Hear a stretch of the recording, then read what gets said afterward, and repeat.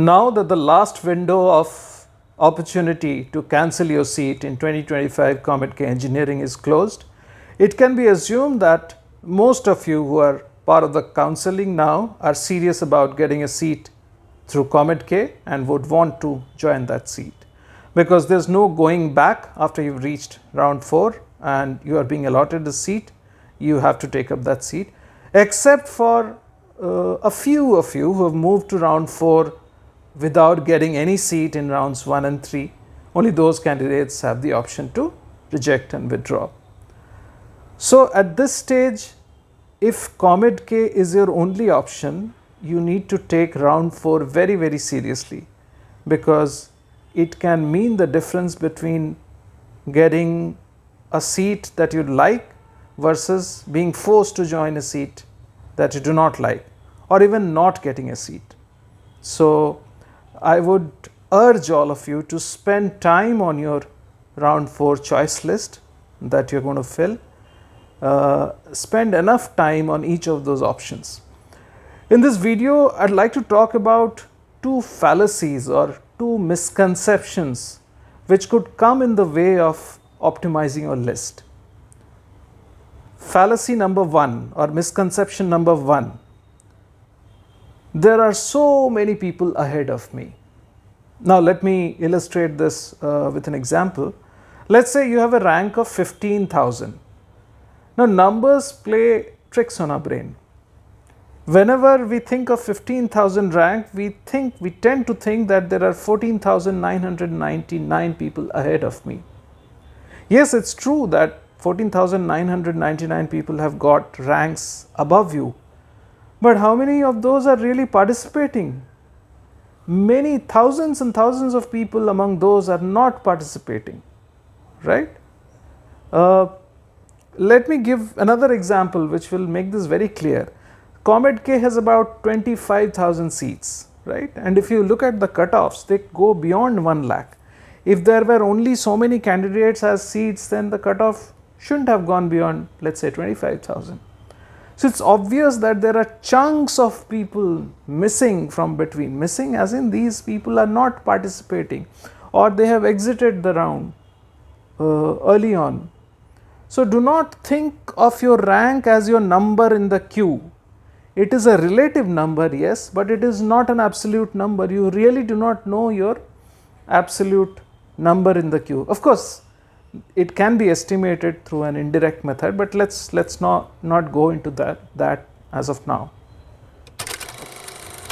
So now fallacy number 2 or misconception number 2: there are so few vacant seats left.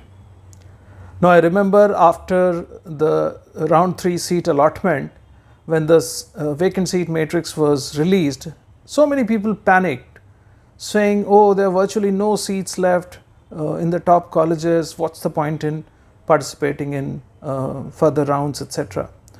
So you have to understand that after an allotment, it's natural to expect that not many seats would be vacant. It's an allotment round, so seats are being allotted or being offered to people. Now these are not being offered free of cost. There's a cost involved, there's a risk involved, there's a commitment involved. So we have to see how many people actually take up those offers or take up those seats.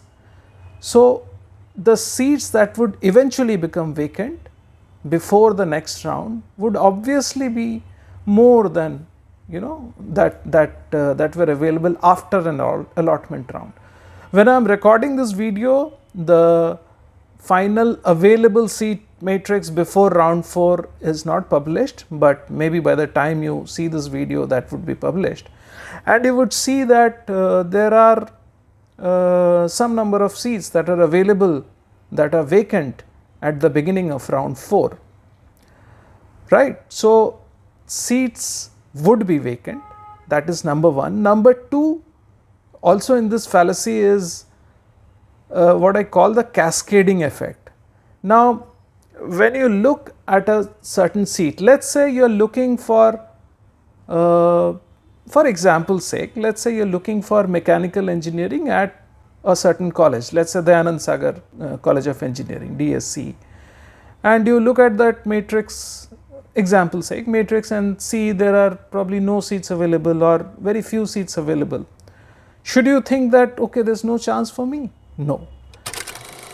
Here's why. Now let's say, for example's sake again, let's say computer science seat at let's say BMSc. BMSc is one of the vacant seats. Now a person with another example, let's say a person with a rank of maybe 500 occupies that seat. So this person, when he or she occupies that seat, the seat that was being occupied by that person is now vacant.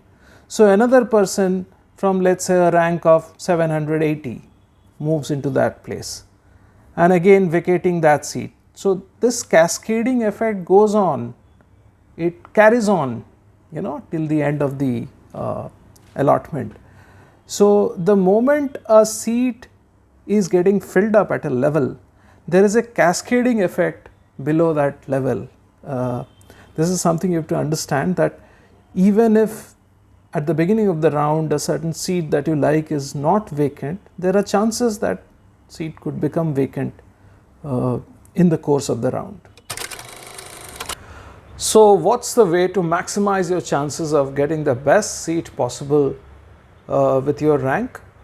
Well, if you already have a seat, you would want to list down all the seats that you consider better than that seat.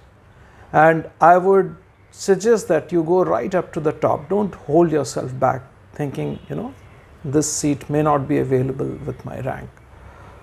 Look at each seat carefully, look at if you can do your research well, find out about the college, find out about the placement and whatever factors are important for you, and list down all the colleges and seats that you feel are better than your current allotted seat, and then list them in the order of preference. The most preferred college, even college and seat, even if it seems out of reach, put it at the top and then gradually come down to your current allotted seat.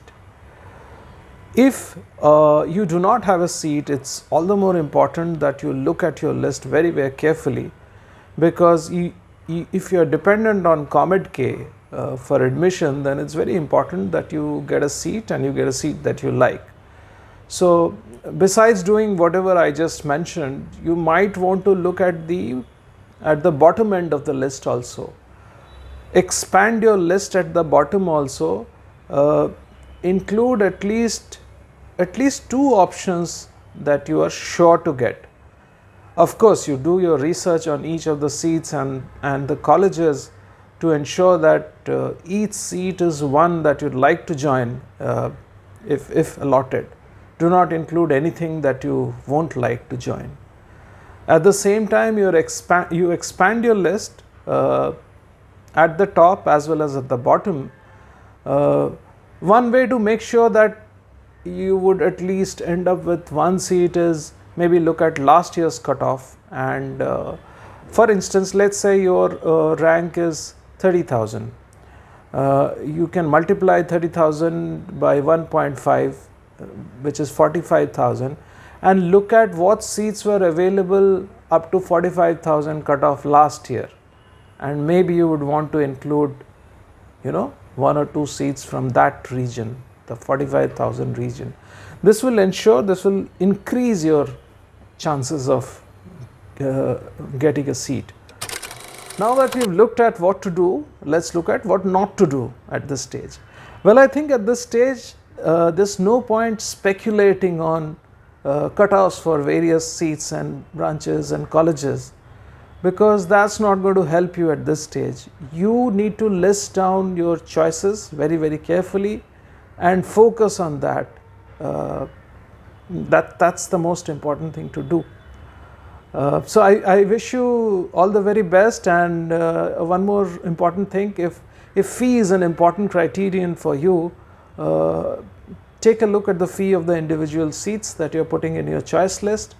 Make sure you're not taken in by surprise, because the fee could be different for different seats, different colleges, different branches, right? So I wish you all the very best. Some of you who've seen my earlier videos would know that I'm not a professional student counselor. I ended up doing these videos because I was helping my son navigate through the COMEDK counseling process. And in the process, whatever learning I gathered, I thought of sharing those with you. I'm actually quite overwhelmed by the number of comments that I've received in my earlier videos, and I've made an attempt as far as possible to reply to those individually. Even now, if you have any query, you're welcome to put those down in comments, but I would encourage you to focus on round 4 list with complete concentration and do a good job of it. This is probably going to be my last COMEDK 2025 video. After the allotment, if you wish to come back to this video and let me know what you got, or whether you're happy about it, you're welcome to do that in the comment section. But for now, I would want you to focus completely on your choice list, and if you are from outside Karnataka, you have a lot of logistical planning to do, your travel, reporting, etc. Right? So I wish you all the very best. I'm sure each one of you is going to get a seat that you would love joining, and very soon you would be starting your first semester classes. All the best.